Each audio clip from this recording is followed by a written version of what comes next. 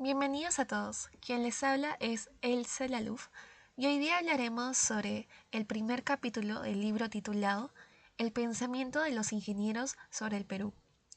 Este libro fue escrito por López Soria y Lizarme. Mi grupo está conformado por 9 personas, como se puede ver en esta tabla. Y a continuación daremos paso a una pequeña introducción sobre este capítulo. En el texto del capítulo 1 muestra que la ingeniería ha evolucionado desde ser un oficio técnico hasta convertirse en una profesión clave en el desarrollo de la sociedad. En el siglo XIX, los ingenieros no solo trabajaban en la industria, sino que también participaron en la administración pública y en proyectos de modernización. En países como España y Francia, la demanda de ingenieros creció con la revolución industrial, lo que llevó a la especialización y al aumento de su prestigio. Sin embargo, con el avance tecnológico surgieron dilemas sobre los límites del progreso y su impacto en la sociedad. Esto plantea una pregunta interesante. ¿Hasta qué punto la ingeniería debe seguir avanzando sin considerar sus consecuencias? El ingeniero del Renacimiento. La actual ingeniería comienza con el Renacimiento. En esta etapa, los ingenieros eran artistas aislados, que trabajaban para reyes, príncipes o algún noble.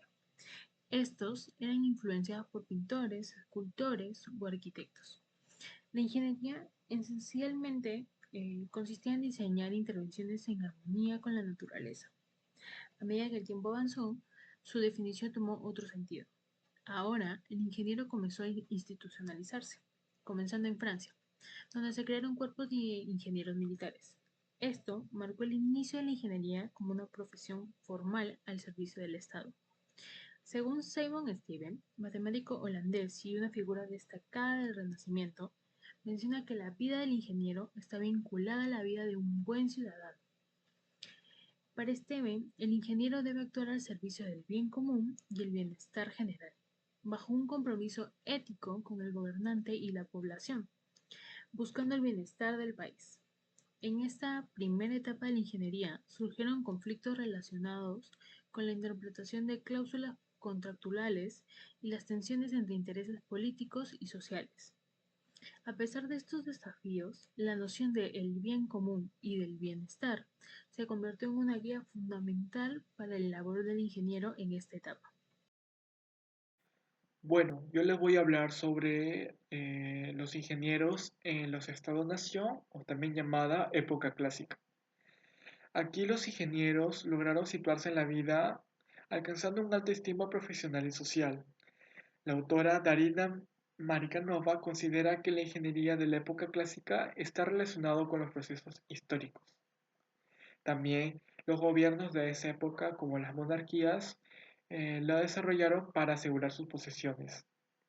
En ese contexto surgió la palabra profesionalidad, que se relaciona con el dominio de un conocimiento adquirido a través de una educación especializada. Aquí los ingenieros cumplieron un rol en la política y en la sociedad. En la política, ya que han tenido una participación clave en la consolidación de los Estados-nación, ya que su conocimiento técnico ha sido fundamental para la planificación y ejecución de infraestructuras estratégicas. También cumplieron una influencia en la sociedad, ya que fueron agentes de modernización, promoviendo la educación técnica y científica. En este proceso de modernidad o modernización, como lo llamaron, se dio énfasis a dos países en particular, a Francia y a Gran Bretaña. A un lado tenemos a Francia, que es un modelo centralizado y académico, donde surgieron las grandes écoles o escuelas, como la Politécnica o la Escuela de Puentes y Calzadas, donde se formaron ingenieros con una buena base matemática y científica rigurosa. En cambio, Gran Bretaña fue un modelo más práctico. Se desarrolló en un entorno más descentralizado y se vinculó a la industria privada. En lugar de las academias estatales, los ingenieros británicos se formaron a través de aprendizajes en instituciones y sociedades científicas como la Institución de Ingenieros Civiles. A inicios del siglo XIX, estos países influenciaron en Estados Unidos, produciendo un crecimiento en la educación técnica. A diferencia de la francesa, La técnica americana es descentralizada y débilmente regulada por las normas. También se propone a establecer un equilibrio dinámico entre la economía y la sociedad. También atribuye una importancia significativa al nivel intermedio, ya que primero se orienta a satisfacer las necesidades del sector privado, en segundo lugar a la sociedad y en tercer lugar a la sociedad. Por último, citamos al autor Weekende, ya que nos dice que el modelo prestado de Francia dio a la educación americana en el ámbito de ingeniería un carácter y espíritu distintivamente profesional. El ingeniero de la época industrial. El rol del ingeniero durante la época industrial fue un momento clave de la historia de la profesión. Con la revolución industrial, la ingeniería se transformó profundamente, deja de ser solo una práctica técnica para convertirse en una profesión prestigiosa, que va a ser socialmente reconocida y cada vez más demandada por el desarrollo industrial. Los ingenieros pasaron a desempeñar funciones en el sector público y privado, participando en la modernización de las ciudades, la mejora de los servicios y la automatización de los procesos productivos. En este aspecto se buscaba la eficiencia, calidad y economía, y por eso los ingenieros se volvieron figuras clave de las transformaciones sociales modernas. Pero esta evolución no fue igual en todos los países. En España, el ingeniero era visto como un profesional independiente del Estado, con ética y prestigio propio. En Francia, primero se transformaban en ingenieros para el Estado, pero luego las escuelas técnicas comenzaron a responder a las necesidades de la industria privada. En Alemania, fue el país que más se fortaleció su educación técnica, logrando una industria avanzada y con gran participación en los ingenieros en decisiones nacionales.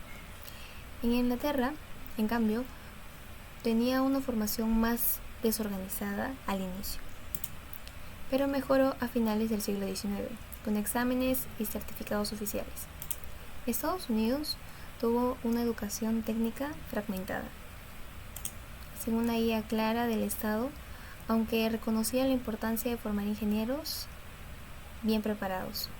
Finalmente, aunque la ingeniería de esta época se enriqueció mucho en lo técnico y científico, también perdió parte de su enfoque social. Se volvió muy dependiente de la industria, dejando de lado el papel que antes tenía como promotora del sistema de bienestar general y el progreso cultural.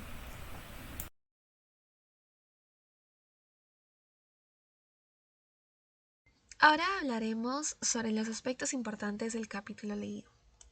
Para comenzar en la primera parte, hablaremos del ingeniero del Renacimiento, que como tal se pueden subrayar varias ideas importantes, en las cuales unas de estas son el rol del ingeniero en la sociedad, la evolución del constructor artesano a un tal científico profesional, y la ingeniería como equilibrio entre sociedad y autoridad.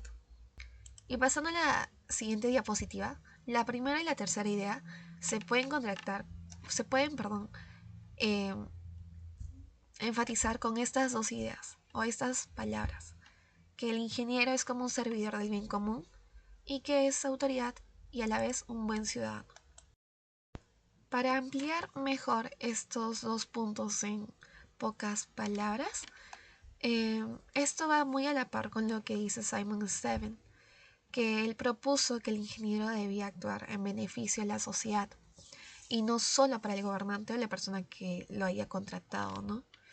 Según él, la autoridad del ingeniero no provenía de la persona que lo contrataba o el título otorgado por esta persona que era como su jefe, ¿verdad? Sino de la experiencia y de los conocimientos que el ingeniero aprendía durante su labor. Además de esto, la visión del ingeniero es dar bienestar general a los ciudadanos. Y es por eso que se resalta la importancia del ingeniero en la mejora de la calidad de vida de las demás personas. Y ahora, ¿por qué se dice que el ingeniero también es considerado como una autoridad? Porque el ingeniero ha hecho tales infraestructuras, maquinarias, sistemas de riesgos, fortificaciones, y ha trabajado para edificios o infraestructuras que obviamente benefician a la sociedad en general, ¿no? El ingeniero ha sido o es, tiene como la capacidad de adaptarse a diferentes aspectos políticos y sociales. Y obviamente juega un papel importante en lo que es el desarrollo de las naciones. Y ahora continuando con el punto de la evolución de un artesano a un científico, es porque no se ve ahora al ingeniero como una persona que simplemente crea, sino también como si fuera un ejecutor de proyectos y a la vez un profesional que concibe sus ideas basadas en su conocimiento teórico, ¿verdad? Y hay una frase que se marca en este capítulo, en este pequeño trozo, que dice: el ingeniero es aquel que concibe y conduce una obra de arte, por oposición al artista o al artesano que la ejecuta. Y obviamente este cambio de percepción marcó un punto de inflexión en la historia de la ingeniería, ¿no? Así consolidándola como si fuera una disciplina técnica e intelectual. Ahora hablaré de los aspectos positivos en la época clásica.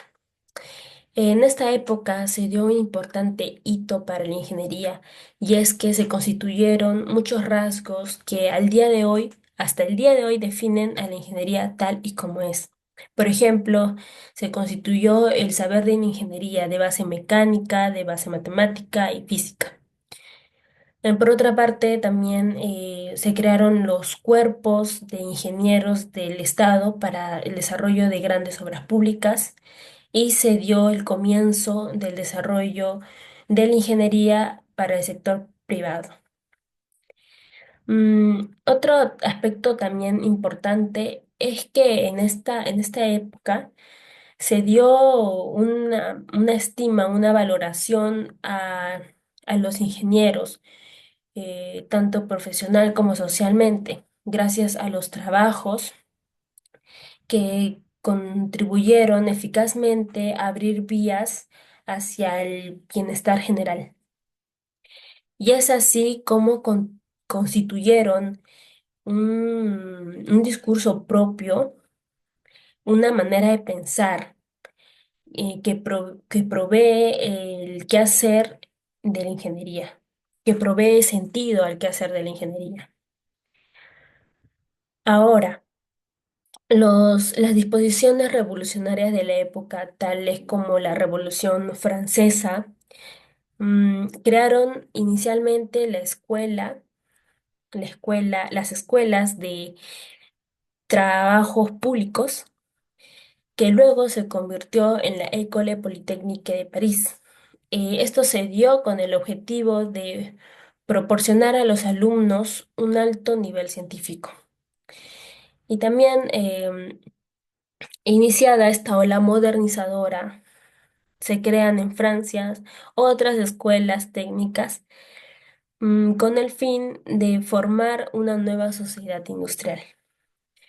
Y bueno, ahora respecto a nuestra patria, el Perú no se queda atrás. Aquí también hubieron ingenieros peruanos que hay que hacerle atribución a ellos, ya que estos fueron muy partícipes en exposiciones internacionales en las cuales nos representaba como a nuestra patria y también fueron asociándose y fueron a conferencias americanas de los ingenieros. Y bueno, gracias a estos ingenieros peruanos, es que al día de hoy tenemos a la Sociedad de Ingenieros del Perú, el SIP, que fue fundada en 1898, y también a su creación de ellos mismos, de la revista Informaciones y Memorias, que fue creada en 1899. Hablando acerca de los aspectos positivos de los ingenieros de la época industrial, resaltamos el hecho de que en esta etapa hubo una reinventación en cuanto a la ingeniería, ya que surgieron nuevas ramas de esta. Enfocándonos ahora en España, vamos a destacar el papel de los ingenieros industriales, ya que la autora, Martí Canova, fue la que resalta el papel de estos, ya que incluso al tener los ingenieros que empezaban algunos problemas, ya que en la ingeniería anterior, en la industria anterior, se enfocaban en contratar personas con menos capaces y menos conocimientos, pero gracias a los ingenieros industriales de esa época fue que lograron reinventarse y lograr un buen lugar en la carrera del ingeniero.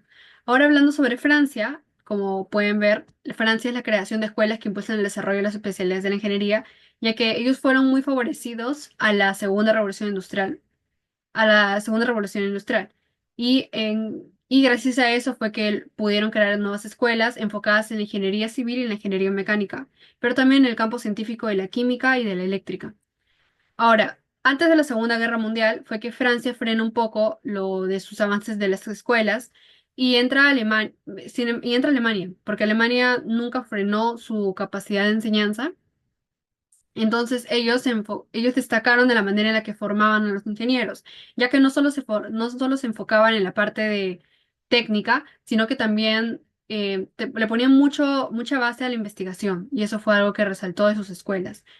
Ahora hablando sobre Gran Bretaña, ellos lograron revolucionar por completo la historia de la ingeniería, ya que implementan lo que viene a ser siendo un examen con el fin de obtener un título como ingeniero, sin la necesidad de poseer un grado universitario, porque no había muchas personas que no tenían esas capacidades, entonces eso era una gran ventaja para las personas trabajadoras y ambiciosas que querían un buen lugar en la industria.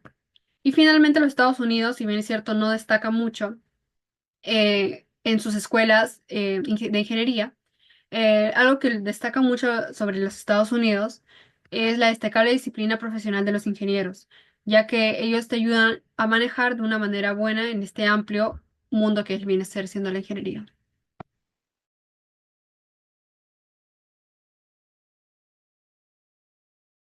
Bueno, en esta oportunidad me tocó exponer sobre los aspectos negativos del ingeniero en el Renacimiento. El primer punto es, el ingeniero trabajaba bajo el cargo del rey o príncipe, ya que estos financiaban el proyecto. A su vez, tenían y otorgaban el título de ingeniero, que era a través de cierta experiencia que se lo ganaban los ingenieros en ese entonces. Siguiente punto. Se idealiza al ingeniero, pues, y a su vez se minimiza a los obreros, artesanos, constructores, que también tuvieron un gran aporte en la infraestructura realizada en esos tiempos. Además, otro punto es que el trabajo del ingeniero era condicionado a los intereses del príncipe. Esto limitó la creatividad de posibles proyectos y a su vez el impacto social. Según el texto leído, nos muestra un enfoque más material, más dedicado al cálculo, pero no tanto en el enfoque social. No hay conexión con la realidad social.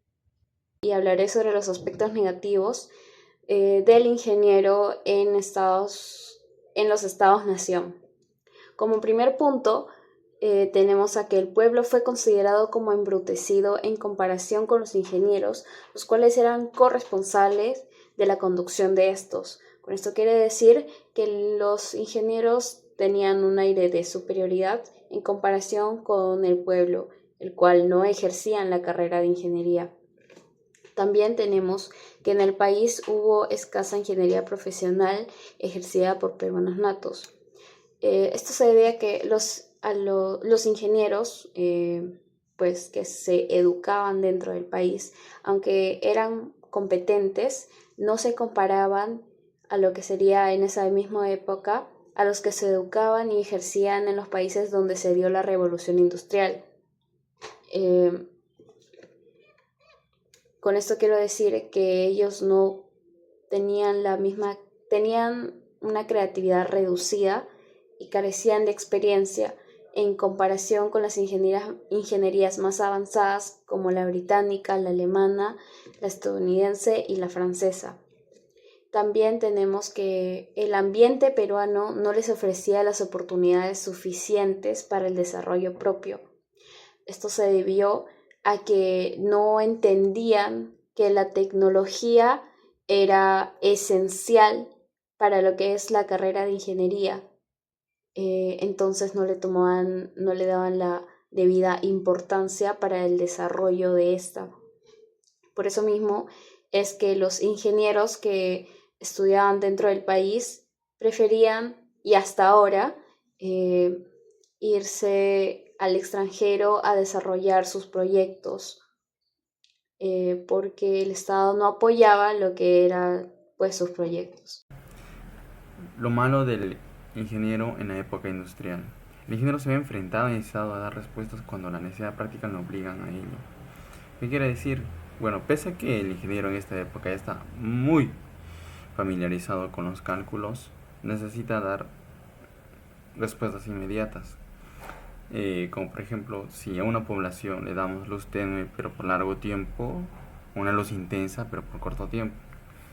Ese es un ejemplo. Bueno, otro de lo malo es que a raíz de que surgen nuevas especialidades como la ingeniería agrícola, estos tuvieron que ocuparse de la vieja industria, que prefería a gente menos preparada, menos costosa y más todo sucia. Y para esto los ingenieros tuvieron que demostrar, no tuvieron ese reto, ¿no?, de demostrar a la vieja industria que se necesitan de ellos, que se necesita de esa capacidad científica y práctica en campo, y lo hicieron.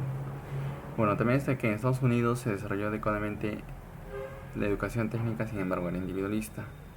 Básicamente la educación en general en allí era individualista. ¿Y qué quiere decir? Que básicamente no había programas sociales, y en cuanto a la ingeniería no había una guía, ¿no?, que te guíe cuáles son los caminos o qué situaciones, porque recién prácticamente estaba desarrollándose. Y ya pues sí, muchas veces esto era más que un reto, ¿no? O sea, y muchas veces los ingenieros tenían grandes responsabilidades en el sector industrial. Se desarrollan algunos bienes nocivos como la bomba atómica. Este es otro punto de que es lo malo, ¿no? O sea, avanza tanto la ciencia y se desarrolla mucho en la industria, pero hay situaciones donde se crean armamento y esto es nocivo, pues, ¿no? El caso más extremo es el caso de la bomba atómica. El ingeniero de esta etapa se enriqueció, pero por esto mismo estrechó su perspectiva social. Como sabemos, la ingeniería se enriqueció por su enorme diálogo constante con la ciencia y la industria.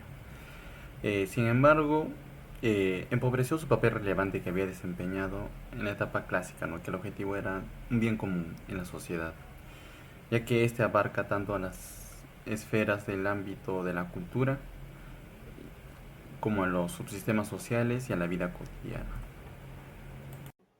Gracias.